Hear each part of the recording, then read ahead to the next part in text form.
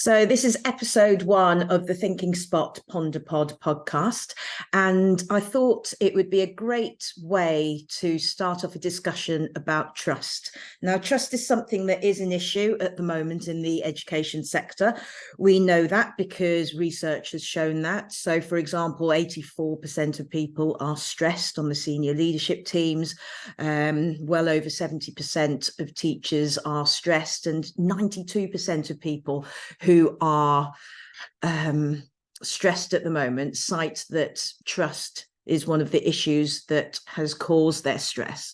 So I looked at the Index of Leadership Trust 2023, a report that came out recently, and I also watched a LinkedIn Live event that featured John Williams, the CEO of the Institute of Leadership, Dr. Maria Katsaru-Makin, the founder of the Leadership Psychology Group, and also Doug Strasharczyk, author of Developing Mental Toughness, and also the CEO of AQR International.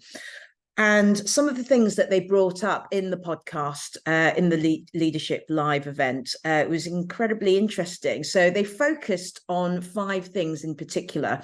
They talked about how trust with CEOs were much lower. Trust levels were much lower with CEOs than line managers. They also talked about, as time goes on, trust diminishes in organizations. They talked about trust being higher in the private sector rather than the public sector. This is of all organizations, of course, and not just the education sector.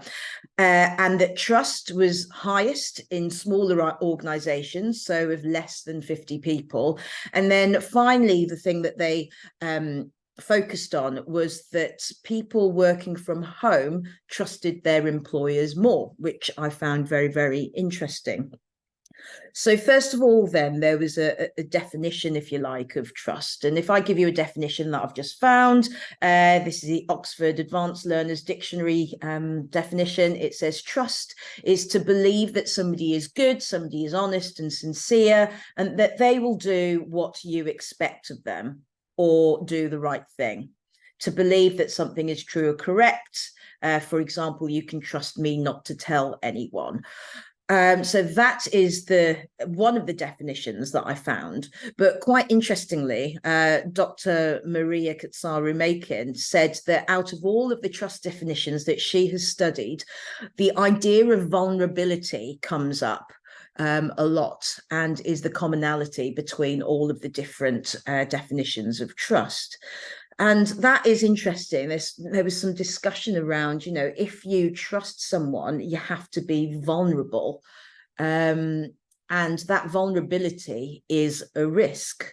And I just wonder, in the education sector at the moment, with so many people already feeling vulnerable because they're being worked so hard, just how they are able to trust somebody if they're already in that vulnerable position. And that whole idea of needing to be courageous, I just wonder how courageous we are in the education sector at the moment. And then breaking that down even further, they talked about proximity. So you've got physical proximity. So that's geographical, how far away the CEO is. They might be in a different country. They might be in the same country, but in a different city. They talked about, proximity even being in the same room, but that also didn't necessarily mean that people would trust one another, even if they were in the same room. And then you've got the social proximity. Have I worked with that person in the past in a different context? Do I know that person? Have I worked with them in collaboration? And then 2 more, they had institutional proximity. So do we share the same rules of the game? And then finally, that cultural proximity. And I see that as 2 different things, cultural as in from where I've come from, my personal cultural proximity, but also the cultural proximity in the organization. What is the culture of that organization? And does that tie in and match in with my own ideas of that? So if we look at the first one, trust being lower with CEOs than line managers, that's quite interesting because a lot of schools are now going down the multi-academy trust route. You have a CEO that oversees a number of schools. I just wonder how much trust individual teachers have with that CEO. In the smaller mats, perhaps it's much higher, like the report would suggest. But in the LinkedIn live session, they talked about that consistency. They talked about predictability. They said it's a biological thing. As human beings, biologically, we want that consistency. We want that predictability. But when you have a multi-academy trust that's really big, for example, and the CEO is further away, shall we say, how do we make sure that there is that consistency and that predictability? Because as you scale up organizations and they become bigger and bigger, it's much more difficult to be able to emulate and to keep that going over a number of different schools or a number of different organizations. So that's something that we need to think about as multi-academy trusts get bigger and bigger. Okay, it might have started off wonderful when the mat was small with only a few schools, or even just one school if you were a single academy trust. But how are you going to imitate that and have that running across all of your schools, especially when they're not just in one location? You've got some of the biggest, most successful mats running all the way up and down the country. So that's something that I wanted to think about. Also, in terms of expectations, our brain has expectations, and you have your own contract in your brain, your own assumptions of what that trust looks like. And only you know what that is because it's in your own brain. But when you start work with an employer, what they were saying was that your expectation of trust is much lower because you don't know that employer yet. You don't know the ins and outs. You don't quite know how it works. And then over time, that trust diminishes because your expectations are higher.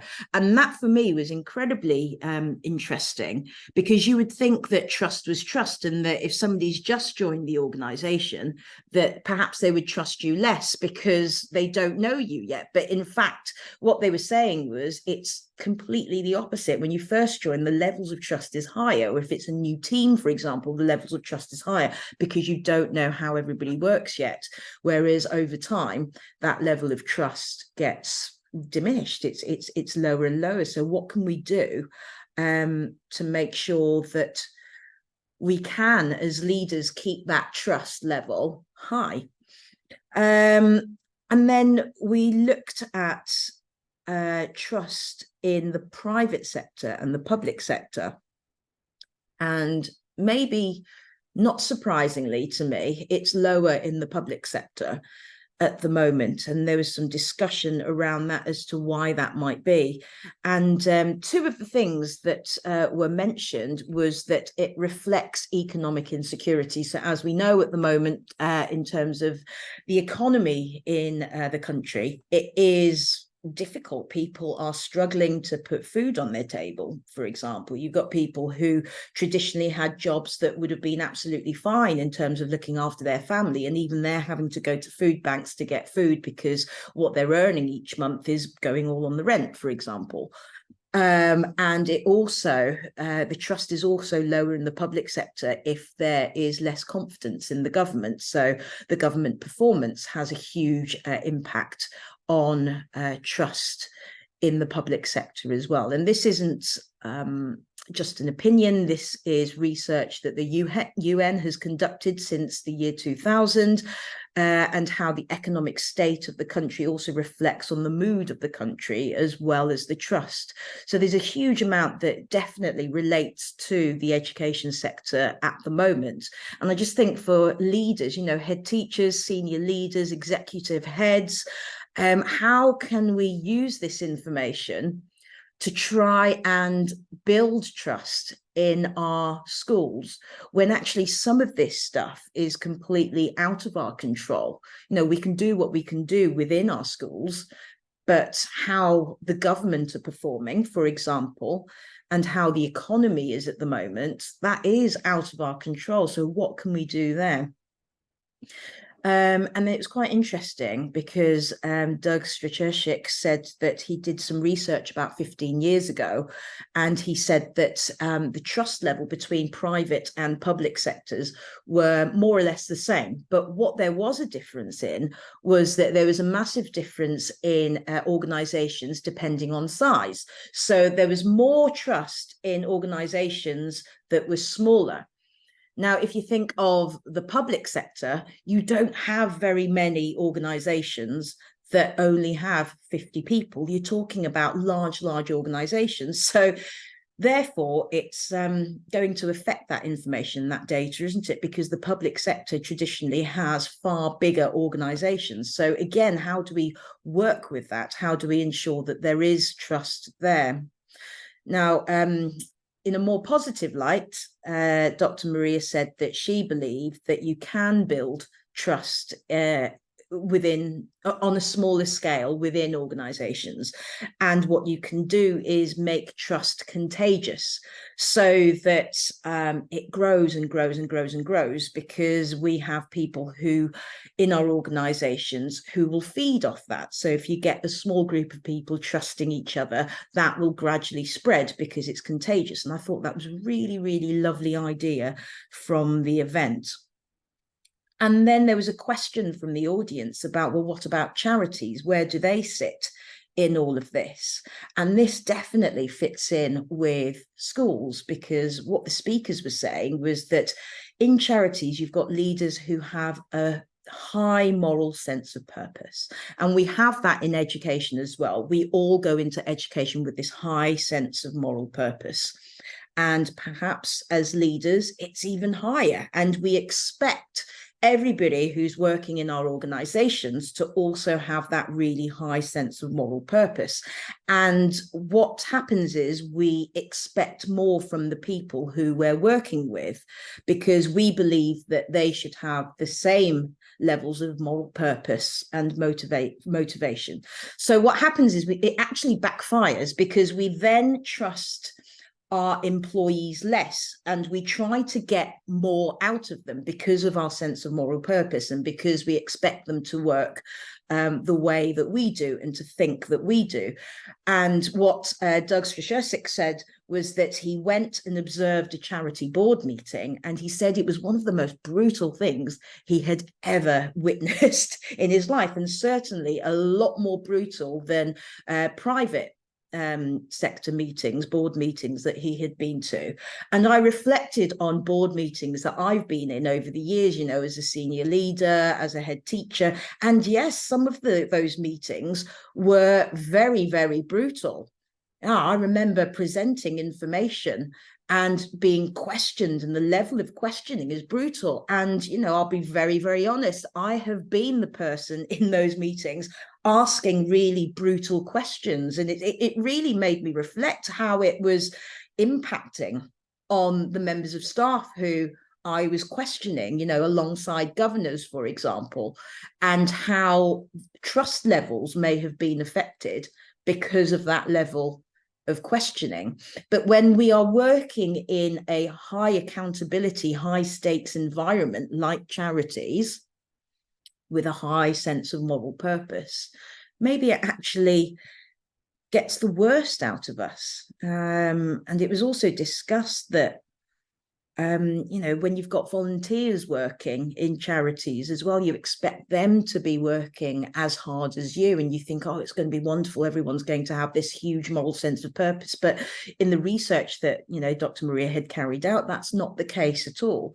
And it can backfire. And if you think of our governing bodies, for example, or our trustees or our members, they are all volunteers. So how is this affecting them? Because as head teachers, as CEOs, as executive heads, we're expecting our volunteers, our governors, our trustees to be working with that same level of moral purpose as us. And don't get me wrong, my goodness, I have worked with some governors and chair governors who are incredible. I don't even know how they manage to put in the amount of hours that they put in, plus all their other responsibilities as well. But again, it just really struck a chord with me and made me think, how are we treating our volunteers? How are we treating our governors? How are we ensuring that we are building trust? Because trust is a two-way process. We need to be courageous and want to take the risk, but also the people who we are expecting the trust from, they need to also be courageous and want to take the risk to trust me as a leader or whoever it may be. So very, very interesting points there, I thought. They also talked about working from home. So organizations where a lot of people could work from home, it built more trust with employees and the idea of reciprocal trust. So if you trust your employees to work from home and that they will get the job done, that trust will then be reciprocated.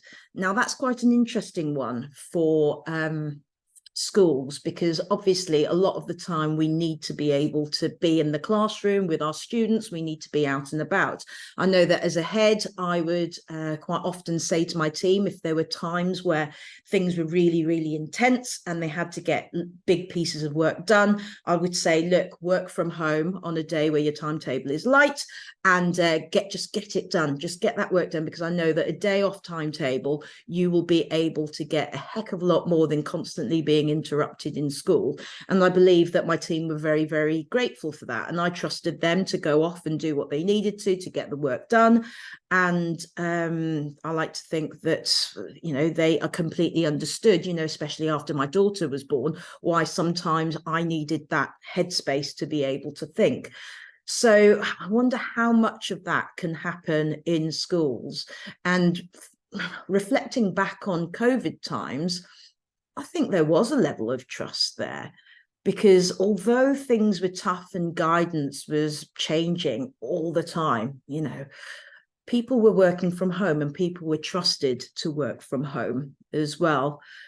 And, well, okay, it wasn't out of choice maybe, but I always trusted my team to get on with the job. And I like to think that they trusted me to get on with the job. Everybody seemed very happy and morale was quite good considering the circumstances. They trusted me literally with their lives, with the balances and checks document and all the things that we needed to do with this killer disease that was flying about, that we, were led to believe would kill us, and did unfortunately take many, many lives and are affecting people long term now.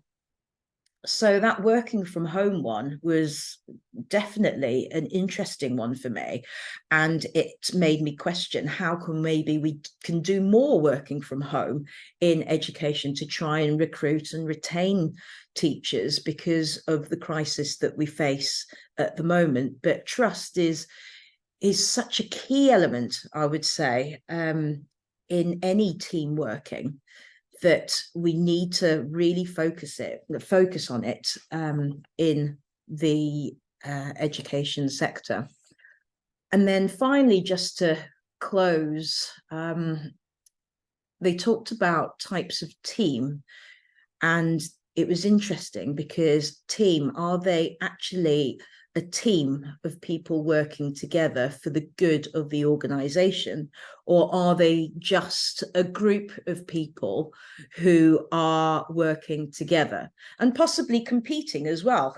Accountability in education is so high at the moment that there is that element of competition. My department did better than yours, my school did better than yours, and so perhaps we're not actually working towards a higher good, for the young people in our country, but actually we're just doing it to compete with others. And then the very final thing they talked about was that self-awareness, and teams that work really well have a great sense of self-awareness. So a question to all of you leaders out there: how great is your self-awareness? How great are the self-awareness for, of the different individual members of your team? And if your team isn't quite working well at the moment, is it because they're not so self-aware? And if that's the case, what are we doing about it as leaders to make sure that they know what their strengths are, but they also know what their areas of development are, so that they can work on those? Because unless it's brought to the forefront of their minds, they're not going to be able to do something about it. And then going back on the conversation before, that courageousness, that risk taking, that vulnerability, how can we encourage that? How can we model that as leaders so that it encourages the rest of our team to be vulnerable, to risk take, to be courageous, to trust again for the higher good of the organisation, of the school, of the multi-academy trust, of the local authority, of the community, for the students and the communities. So a few things that I thought I would start and kick us off with the first episode of ThinkingSpot PonderPod. Trust, if you've looked on our website, is the very top value that I've put on there, because for me, trust has always been something that I hold dear to. That's one of my own values. The ThinkingSpot values are my own values, and that's what I want for my company. I want to make sure that everybody I work with can trust me fully, because in education, we're in such a high stakes, accountable industry, if you like, anyway, that what I wanted in my company was, yes, I'm going to help you achieve your goals. I'm going to be that cheerleader for you.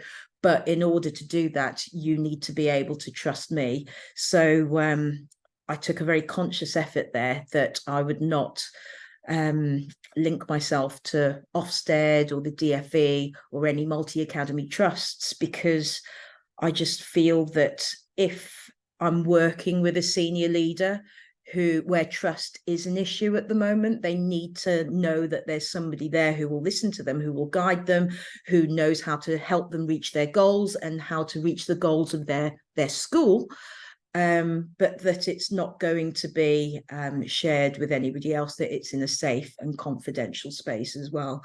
And also in terms of the self-awareness, I'm currently learning how to carry out psychometric tests and be registered for that. So again, that would help with teams and organizations for them to use, so that their team members can have a look within themselves to see why things might not be working as well as they can be. So those are my thoughts. I will put the link for the Index of Leadership Trust in the comments below, or in the links below, and also put a link in for the report itself. It's not long, there's loads of graphics and things, so visually it's very easy to read and to look at. But maybe you can come up with some of your own thoughts on how it affects education. So thank you very much for listening to the first episode of the ThinkingSpot PonderPod. And I look forward to talking to you again soon.